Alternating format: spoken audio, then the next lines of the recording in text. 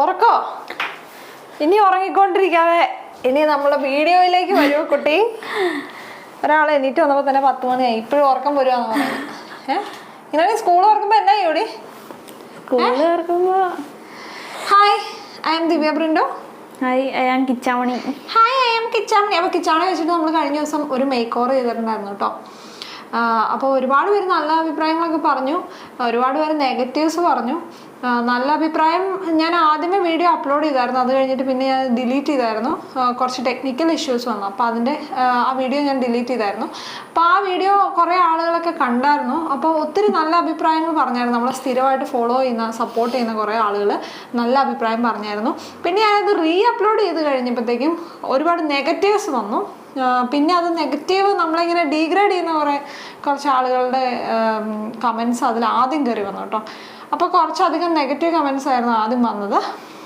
പിന്നെ അതിൽ ചില ആളുകളൊക്കെ പറഞ്ഞതെന്ന് വെച്ച് കഴിഞ്ഞാൽ മേക്കപ്പ് ഭയങ്കര കൂടുതലാണ്, ഭയങ്കര കൊച്ചിൻ്റെ ഡാൻസിന് മേക്കപ്പ് ചെയ്യുന്ന പോലെ മേക്കപ്പ് ചെയ്തു എന്നൊക്കെയാണ് പറയുന്നത്. നിനക്ക് എന്നാ തോന്നുന്നത്? എനിക്ക് ഇഷ്ടപ്പെട്ടായിരുന്നു മേക്കപ്പ്? ഇഷ്ടപ്പെട്ടു. നല്ല സംഭവം വേറൊന്നുമല്ല, ഞാനിങ്ങനെ ചെന്നൈയിൽ പോയി ഒരു കോഴ്സ് ചെയ്തായിരുന്നു, മേക്കപ്പിൻ്റെ കോഴ്സ് ചെയ്തായിരുന്നു. ശരിക്കും ട്രാൻസ്ഫോർമേഷൻ ഒരു മേക്കപ്പായിരുന്നു. അവർ നല്ലൊരു മേക്കപ്പ് ആർട്ടിസ്റ്റ് ആയിരുന്നു. അപ്പം ഞാൻ അവരുടെ മേക്കപ്പ് ശരിക്കും കണ്ടിഷ്ടപ്പെട്ട് പോയതാണ് പഠിക്കാനായിട്ടൊക്കെ.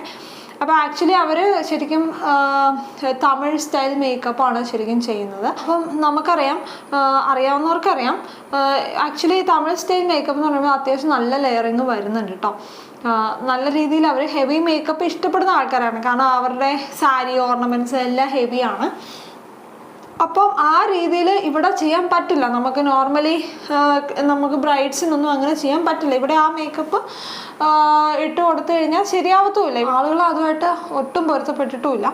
അപ്പം നമുക്കത് ക്ലയൻസിന് ചെയ്യാന്ന് പറയുന്നത് അത്ര പ്രാപ്യമായ ഒരു കാര്യമല്ല, നടക്കുന്ന ഒരു കാര്യമല്ല. അതുകൊണ്ട് എനിക്ക് ഭയങ്കര ആഗ്രഹമായിരുന്നു അങ്ങനെ ചെയ്യണമെന്ന്. എനിക്കിങ്ങനെ കുറേ ലെയറിംഗ് ഒക്കെ കൊടുത്ത് ചെയ്താൽ എങ്ങനെയായിരിക്കും ഔട്ട് എന്നറിയാൻ വേണ്ടിയിട്ട് ഞാൻ കിച്ചാവിൻ്റെ മുഖത്ത് ചെയ്തതാണ്.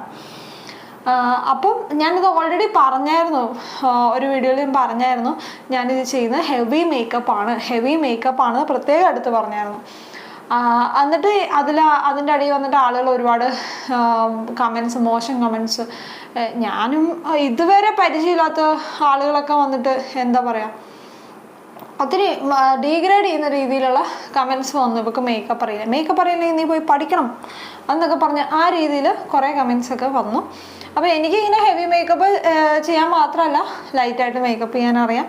അത് ആവശ്യാനുസരണം നമ്മൾ ചെയ്യുന്നുണ്ട്. നമ്മുടെ മേക്കപ്പ് സ്ഥിരം ഫോളോ ചെയ്യുന്നവർക്ക് അറിയാം നമ്മൾ എങ്ങനത്തെ മേക്കപ്പാണ് കൂടുതലും ചെയ്യുന്നതെന്ന്, അല്ലേ കിച്ചാമണി? ഞാൻ ഇതിനു മുന്നേ കിച്ചാമണിയെ ലൈറ്റായിട്ട് മേക്കപ്പ് ചെയ്യാറുണ്ട് അല്ലേ? എയർ ബ്രഷ് മേക്കപ്പ് ചെയ്തിട്ടുണ്ട്, HD ചെയ്തിട്ടുണ്ട്, അങ്ങനെ പലതും ചെയ്തിട്ടുണ്ട് കേട്ടോ. അപ്പോൾ റീസെൻ്റ്ലി ചിലപ്പോൾ നമ്മളെ ഫോളോ ചെയ്ത് തുടങ്ങിയ ചിലപ്പോൾ നമ്മുടെ വീഡിയോ കണ്ടു തുടങ്ങിയ ആളുകൾക്ക് ഇപ്പോൾ അറിയില്ലായിരിക്കും നമ്മൾ എങ്ങനത്തെ മേക്കപ്സാണ് ചെയ്യുന്നത്, നമ്മളിത് പഠിക്കണയാണോ എന്നൊന്നും നമുക്ക് അറിയില്ലായിരിക്കും. നമ്മൾ പഠിച്ചതൊന്നും അവർക്ക് അറിയില്ലായിരിക്കും. അത് പോട്ടെ, സാറില്ല. എനിക്ക് അങ്ങനെ കമൻസ് വന്നതോർത്ത് വിഷമമൊന്നുമില്ല. ഞാൻ ഓൾറെഡി വീഡിയോയിൽ പറഞ്ഞിട്ടുണ്ടായിരുന്നു നെഗറ്റീവ് വേണമെങ്കിൽ പറയാമെന്നൊക്കെ. പക്ഷേ എന്നോർത്ത് നെഗറ്റീവ് പറയുന്നതിന് ഒരു ഇതൊക്കെ ഉണ്ട് അല്ലേ?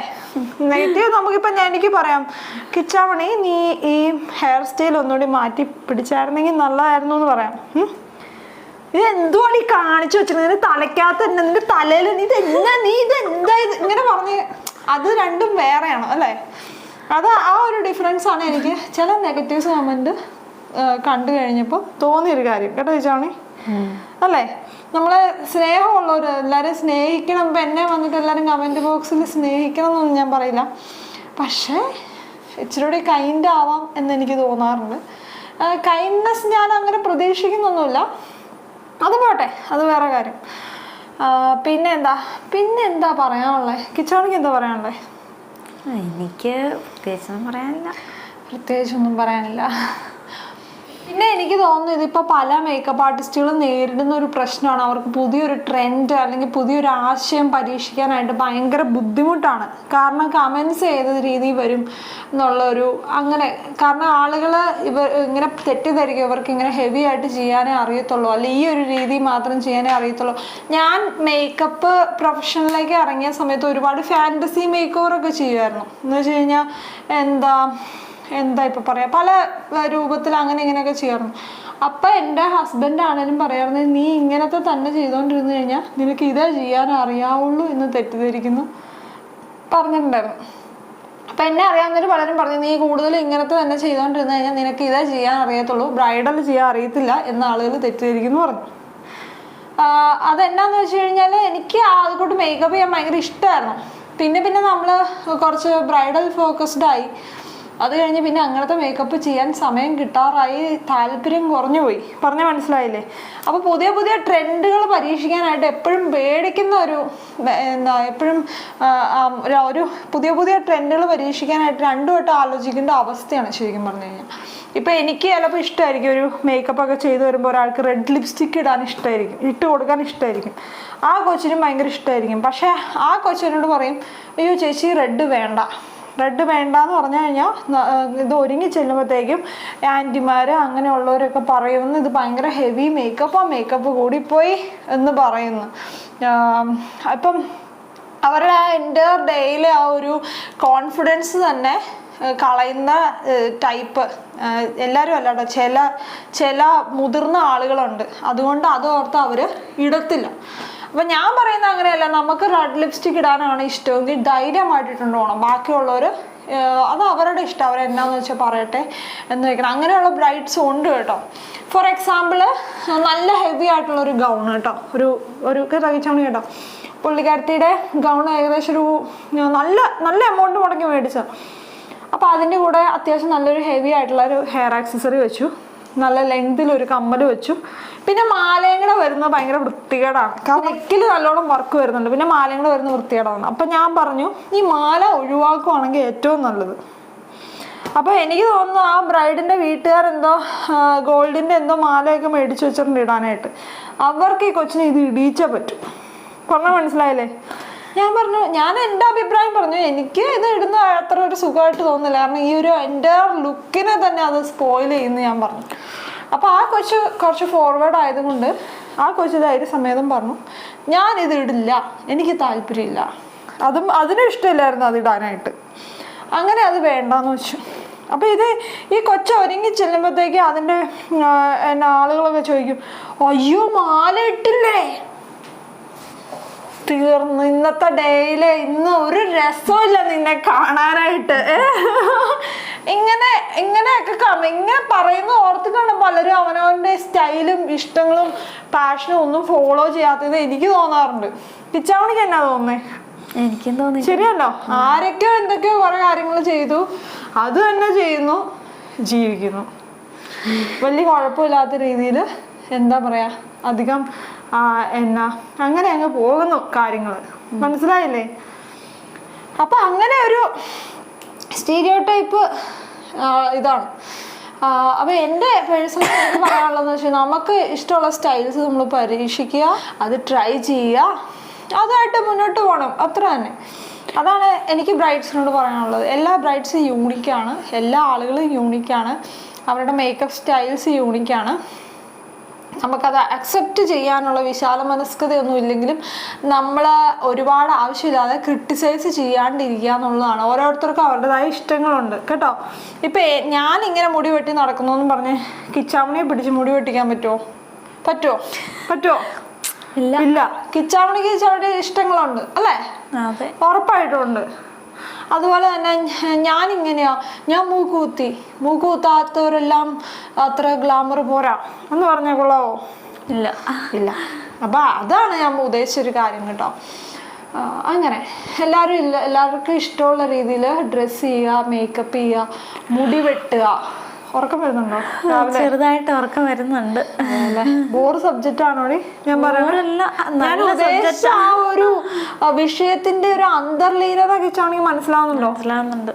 ഒരു സംഭവം ഞാൻ എന്താണ് ഉദ്ദേശിച്ചെന്നുള്ള മനസ്സിലാവുന്നുണ്ടോ? അപ്പോൾ അത്രയൊക്കെയാണ് എനിക്ക് പറയാനുള്ളത്. പിന്നെ നമുക്ക് ഒരുപാട് നമ്മളെ സപ്പോർട്ട് ചെയ്യുന്ന ഒത്തിരി ആളുകളുണ്ട് കേട്ടോ. അവർക്ക് ഒരുപാട് താങ്ക്സ് ഉണ്ട്, ഒത്തിരി താങ്ക്സ് ഉണ്ട്. പിന്നെന്നാ വേറെ എന്താ കിച്ചാമണി? വേറെ ഇപ്പം എന്നാ പറയാനുള്ളത്? പിന്നെ കിച്ചാമണിയുടെ സാരിയെ പറ്റി കമന്റ്സ് വന്നായിരുന്നു. നമ്മളെ ഇത് ആക്ച്വലി എന്ന് വെച്ച് കഴിഞ്ഞാൽ ഞാൻ ഉദ്ദേശിച്ച ഇത്ര മാത്രമേ ഉള്ളൂ. ഇതൊരു ബ്രൈഡൽ ലുക്ക് ഒന്നുമല്ല.